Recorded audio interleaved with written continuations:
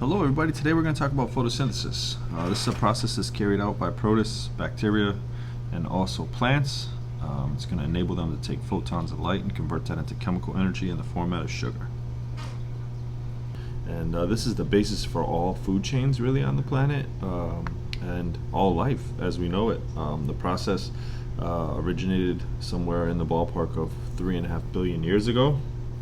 We're talking about early prokaryotes, similar to our stromatolite organisms that live currently in Australia over there in Shark Bay, but something similar to that. And there's a lot of evidence for the idea that these prokaryotic organisms, in the process of acquiring the capability to undergo photosynthesis, were able to dramatically change the landscape of everything that occurred on land and on the planet from that point moving forward.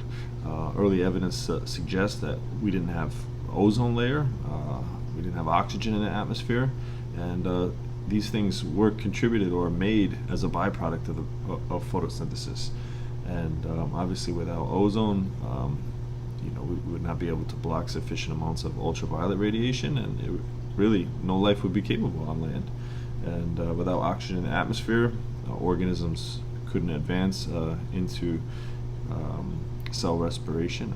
Organisms would not be able to respire as we know it today, break down glucose completely to enable the complexity of life that we see. So really important process. I hope that we can explain it in a simple way and make some connections. Alright, let's get into this.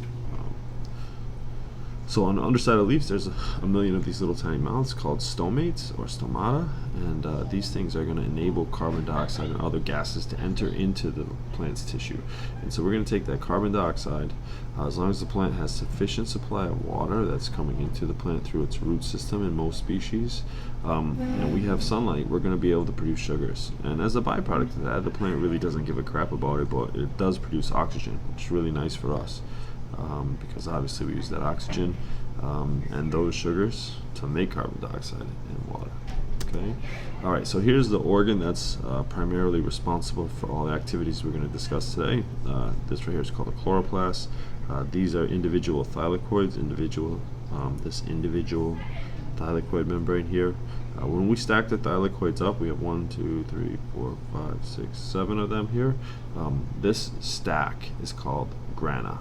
Okay, so we have, or an individual stack, we call it granum, but grana collectively are the stack of these thylakoids, and surrounding those thylakoids is going to be a juice inside the chloroplast called the stroma. Alright, so hope that makes sense where all these things are located. We're going to focus here on this membrane right on the outside of a thylakoid. Alright, so first, let's just go through some of the anatomical structures inside of a plant leaf. This would be the cross section, so this is the top of the plant leaf, this is the bottom. As I mentioned before, we have little tiny holes or openings that are in the bottom of the leaf. They're surrounded by these specialized cells called guard cells, which can open and close based on environmental conditions. And that's going to enable gases to come up into the gaps in this tissue. Okay, so you can imagine where my cursor is here, all of this would be filled with gas. And then of course if we wanted to, we could shut this down. Okay, now as these are open, a really important dynamic is gases are going to be able to enter, but at that same period of time water will be able to be lost to the environment. So it's a very fragile dynamic in plants. We want these things to be open as much as possible without the plant leaf tissue getting desiccated or losing too much water. Okay, so this is called spongy mesophyll, and they have gaps in between here. This is palisade mesophyll tissue, and most photosynthesis in plants is going to take place in these two different types of mesophyll tissue. Okay, so surrounding that we have an epidermis. Sometimes there's like a waxy cuticle that coats the top of the plant leaf. That's to have water run off of those surfaces. And then we have the same thing here at the bottom. We can have an epidermis, and then outside of that a waxy cuticle. This is worth note. These cells surrounding a vein are called bundle sheath cells. And not all plants undergo these processes in exactly the same way. We'll get into that with a later video. Alright, so the first aspect of photosynthesis is just the capturing of light and being able to put that in some kind of chemical format to be utilized later. Okay, so embedded in that thylakoid membrane, so if this is my thylakoid going around, okay, we have a series of protein complexes. These protein complexes are embedded all the way around that thylakoid membrane. We try to keep this depiction as simple as possible here. So this particular protein complex is called photosystem 2. It's actually the first in the sequence, but it was the second to ever be identified. And this is photosystem 1 over here. So pretty much what I'd like you to understand is that photons of light are going to come down and they're going to excite this protein. When that happens, you're going to see an electron shot off. And these electrons will get passed down a cascade, and we have a chain of events that is going to occur inside the plant. Okay, so let's see if we could just show this one more time. The electron that is excited from this protein complex will get shot into subsequent oxidation reduction reactions. Each of these are going to enable small quantities of energy to be released. The energy is going to enable protons to get put or placed into the inside of the thylakoid, and that establishes a gradient down here. Okay, so again, this is a form of active transport, and we're establishing a proton gradient, only possible because of the movement of these electrons. And again, these electrons don't move unless you have a light source. So in photosystem 2, the wavelength of light that's hitting this central disk here, this is most tuned to be able to receive is right around nanometer 680, and that's why it's called photosystem 2. Photosystem 1 has a nanometer wavelength of light that it really likes is 700. And in both cases, photons of light are going to hit this, and they're going to excite the electrons within that photosystem. If the electron gets excited enough, it's going to get shot off. And again, when that electron gets shot off, it's going to enable protons to move through, which establishes a very distinct gradient on the inside of that thylakoid. Okay, the last electron acceptor in this process is a molecule called NADP+. Once it receives the electron, it becomes NADPH. So once that electron is shot off, that is the last thing to receive that electron. Okay, now you might also notice that we're having an issue here where the electrons from this initial photosystem are continually being lost to NADPH molecules. So that means this photosystem will eventually degrade or run out, so we have to replenish the electrons here. And this is why plants require water. So they actually split the water in a process called hydrolysis or hydrolysis, and so what it's going to do is literally break water. So the plant breaks the water, it uses electrons from that water to replenish this photosystem. And as a byproduct of that, what it's going to then be left with is hydrogen ions, or protons, excuse me, and those will contribute to the gradient that's being established in the thylakoid, and oxygen gas. And this is a byproduct of photosynthesis again. So we'll show you this one more time. Protons are going to move across, electrons get replenished, and this is going to be able to run as long as we have plenty of light to excite these photosystems.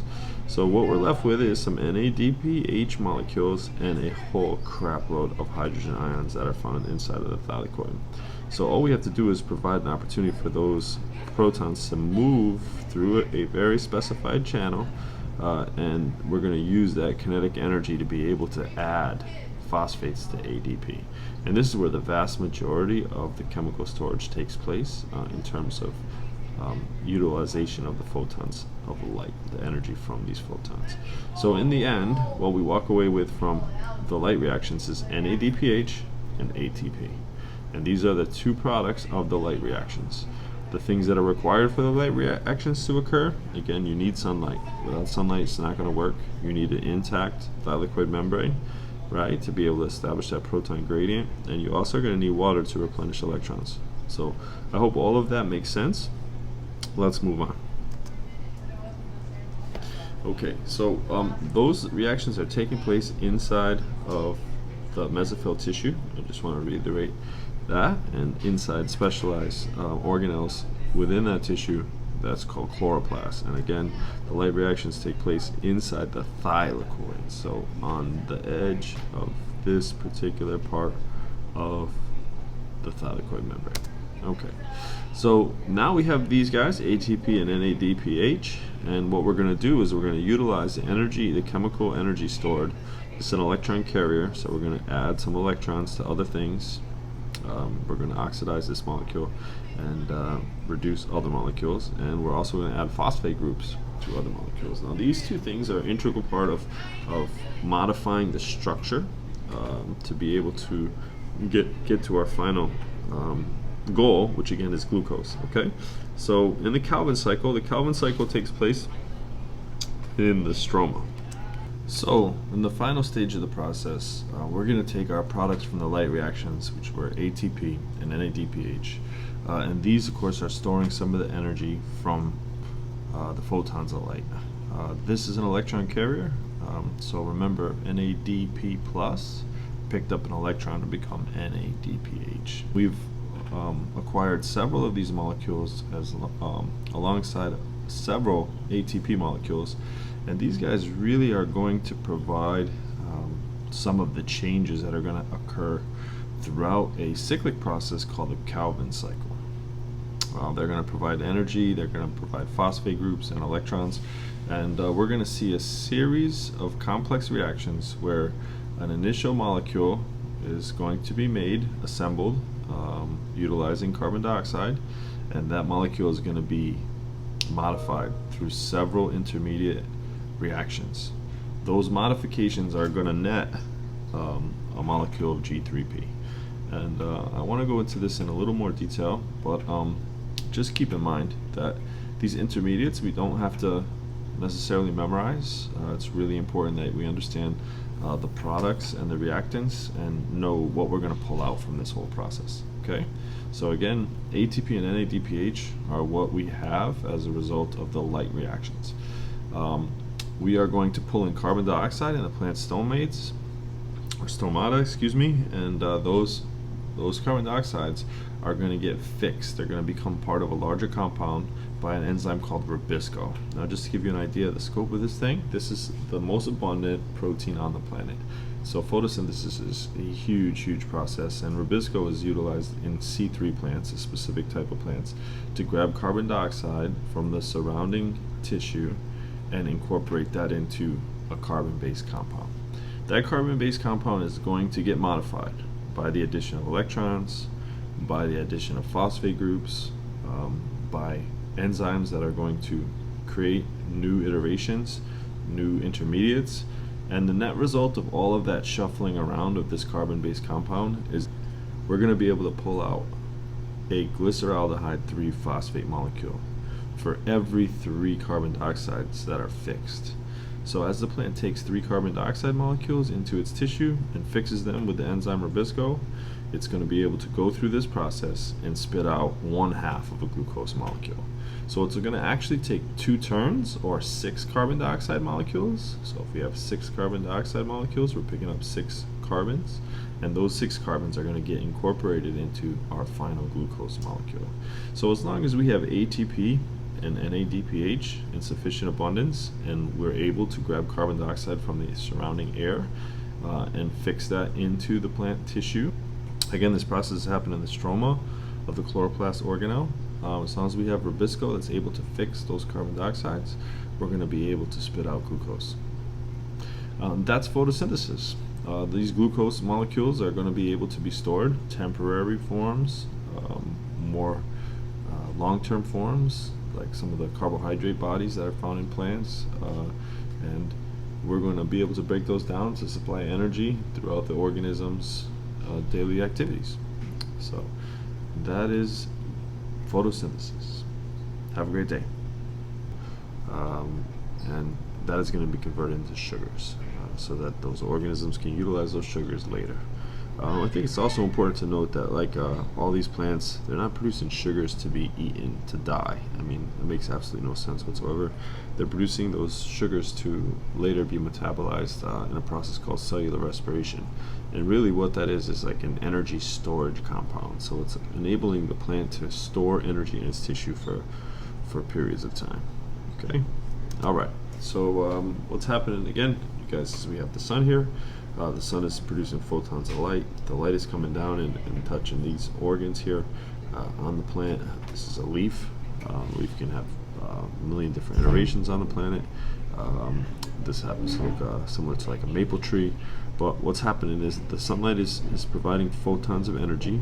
The plant also has little tiny pores or mouths on the underside of its leaf, actually on both sides of its leaf really, depending on the species, but we have carbon dioxide that's going to enter those little tiny pores, those